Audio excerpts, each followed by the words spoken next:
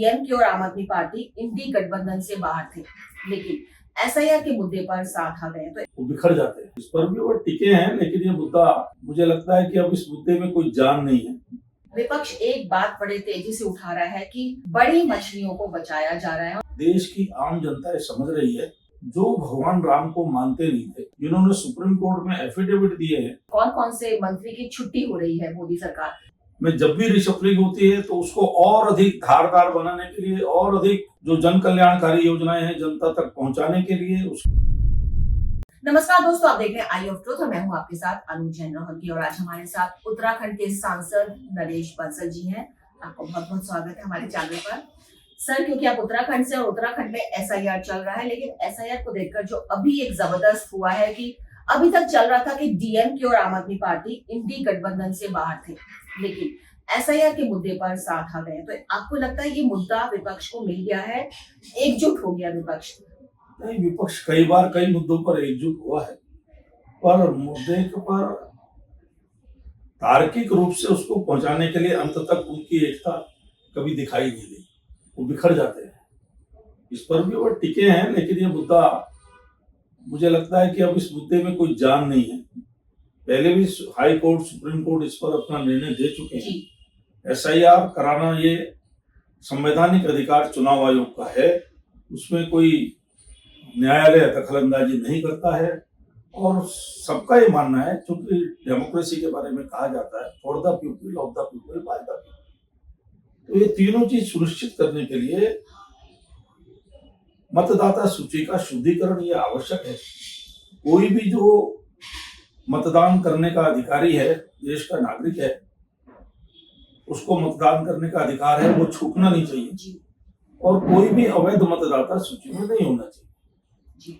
कोई मर गया, चला गया, जिसको वोट डालना नहीं है, ताकि फर्जी वोटिंग का कोई चांस न बचे। फर्जी वोटिंग को दूर करने के लिए एसआईआर शुरू किया, क्योंकि आप उत्तराखंड से हैं सर, तो आपको लगता है कि जो काम उत्तराखंड में चल रहा है, वहाँ की सरकार को किस तरह की परेशानियां उठानी पड़ रही हैं? और क्योंकि शुरुआती तौर आपने किया है, मतलब उत्तराखंड का है तो ऐसे राज्यों में जिसने शुरुआत की है एक तरह से, वहाँ पर बहुत अच्छे ढंग से चल रहा है। बीएलओज और पार्टी के प्रतिनिधियों के साथ जो BLO 2 हैं, हर पार्टी के, कांग्रेस के भी हैं, बीजेपी के भी है, उनका सहयोग लेते हुए घर घर पर जा रहे हैं और मैपिंग कर रहे हैं। लगभग काफी मैपिंग 70-80% मैपिंग हो गई है, लेकिन जो छूट रहे हैं उनमें उनके घर पर BLO 3-3 बार जाने का प्रावधान है। वो जा रहे हैं उनको, और उनकी जो आवश्यक कागज है, उनकी जो आवश्यक जानकारी है, जो फॉर्म है, वो भर करके जो उनको पूरा कर रहे हैं और बहुत अच्छी गति से एसआईआर का काम चल रहा है। तो अब एसआईआर से अगर हम राम जन्मभूमि पे आए, राम मंदिर पे आए, क्योंकि बहुत ही ज्वलंत ये टॉपिक है इस समय, एक विपक्ष एक बात बड़े तेजी से उठा रहा है कि बड़ी मछलियों को बचाया जा रहा है और छोटी मछली जो है उन पर कार्रवाई हो रही है। आप क्या कहेंगे सर?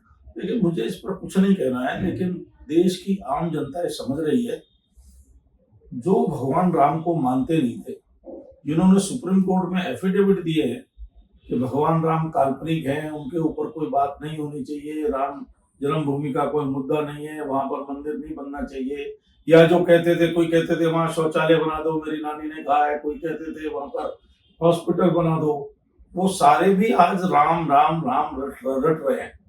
कहते ना, अंतिम समय में आदमी को राम नाम लेना ही है। तो मुझे लगता है कि अंतिम समय है, वो राम नाम रट रहे हैं, लेकिन जनता उनको समझती, जनता उनको समझती है कि किस प्रकार से उन्होंने कारसेवकों पर गोली चलाई, किस प्रकार से राम जन्मभूमि का विरोध किया। एक रत्ती भर भी सहयोग उनका भगवान श्री राम के भव्य मंदिर निर्माण में नहीं है, और उनको वो कटघरे में खड़े करने की कोशिश कर रहे हैं, जिन्होंने पूरा जीवन भगवान राम के लिए और भारत माता के लिए अर्पित किया है। घटना दुर्घटना हो जाती है, उसका दूध का दूध, पानी का पानी एसआईटी जांच करके करेगी। लेकिन जिस प्रकार से विपक्ष राजनीतिक अवसर ढूंढने की कोशिश कर रहा है, मुझे लगता है कि उसमें उसको सफलता ये बहुत आपने कहा है कि राम राम वो बोल रहे हैं और अंतिम समय आ जाता है तो आदमी राम राम बोलने लगता है। सर, यहाँ से हटके अगर हम थोड़ी रीशफलिंग की बात करें, उसकी बहुत चर्चा हो रही है आजकल कि कौन कौन से मंत्री की छुट्टी हो रही है मोदी सरकार, तो एक नाम जो राजनाथ सिंह जी का नाम आ रहा है जो चौंका रहा है लोगों को, लेकिन एक और नाम है जो बहुत ज्यादा चौंका रहा है कि ऐसा कैसे हो सकता है, वो नाम है नितिन गडकरी जी का, कि उनको हटाने की जो एक अंदर ही अंदर कुछ बात चल रही है। कुछ कहना चाहेंगे सर? देखिए, कुछ कहने की आवश्यकता नहीं है। मंत्रिमंडल में जब भी रिशफलिंग होती है तो उसको और अधिक धारदार बनाने के लिए, और अधिक जनता को जो जन कल्याणकारी योजनाएं हैं जनता तक पहुंचाने के लिए, उसके लिए होता है। और प्रधानमंत्री जी का सर्वाधिकार होता है, वो किनसे क्या काम लेना चाहते हैं। इसलिए इसमें मुझे लगता है कि किसी भी प्रकार की अटकलें लगाना बेईमानी है। बेईमानी है। सर, अगर हम उत्तराखंड की बात करें तो पिछले काफी समय से हम देख रहे हैं जिस तरह से टूरिस्ट उत्तराखंड में आते हैं, और जिस तरह की वीडियोस बहुत ज्यादा आजकल वायरल हो रहे हैं कि जो टूरिस्ट बाहर से आते हैं उत्तराखंड की अलग अलग जगहों पे जिस तरह से हुड़दंगबाजी होती है, बदतमीजी करते हैं, लंबी लंबी लाइनें लगती है, उसको देखते हुए आपको क्या लगता है कि आपकी सरकार जो है उत्तराखंड की किस तरह से इन चीजों पर रोकथाम लगाने के लिए आप कुछ कर रहे हैं या आपने कुछ सोचा हुआ है? नहीं, हमारी सरकार ने पुष्कर सिंह धामी के नेतृत्व में चार धाम यात्रा को बहुत सुगम बनाने के लिए, सहज बनाने के लिए, निरंतरता उसमें बनाए रखने के लिए बहुत काम किया है। स्वास्थ्य के क्षेत्र में काम किया है, जगह जगह पर मेडिकल फैसिलिटी, ट्रांसपोर्ट को चैनलाइज करने का काम किया है, उसको ठीक प्रकार से। और उसके कारण से हमारी चार धाम यात्रा बहुत मात्रा में बढ़ी है।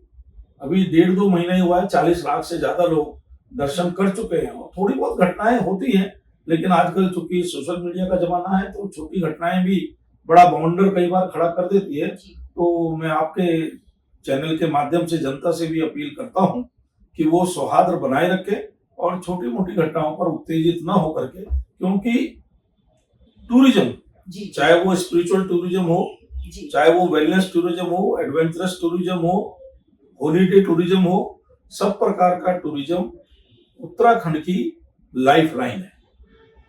और जो उत्तराखंड में इंफ्रास्ट्रक्चर निर्माण हुआ है, road connectivity, rail connectivity, air connectivity, उसके कारण टूरिज्म निरंतर बढ़ रहा है, जिससे हमारे वहाँ के युवकों को रोजगार मिल रहा है, स्टे होम्स खुल रहे हैं, ट्रांसपोर्ट बिजनेस बढ़ रहा है, होटल बिजनेस बढ़ रहा है, रेस्टोरेंट बिजनेस बढ़ रहा है। तो इस प्रकार से, और इसके कारण से, इस सब कारण से हमारा रिवर्स प्लान 40% से ज्यादा हुआ है। 44% रिवर्स प्लान है, जो उसके पहले चिंता प्लान की होती थी, अब 44% रिवर्स प्लान।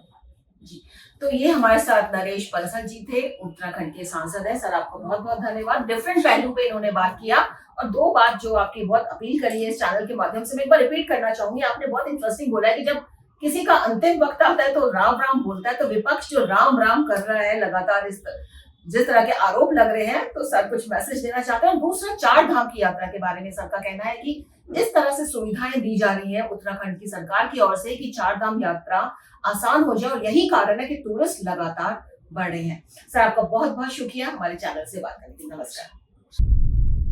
हमारे चैनल आई ऑफ ट्रुथ को सब्सक्राइब कीजिए YouTube पर, इसे फॉलो कीजिए Facebook पर, Instagram पर, Twitter पर और कू पर। हमारे चैनल के बारे में फीडबैक देने के लिए हमें मेल कीजिए ioftruth.6@gmail.com पर।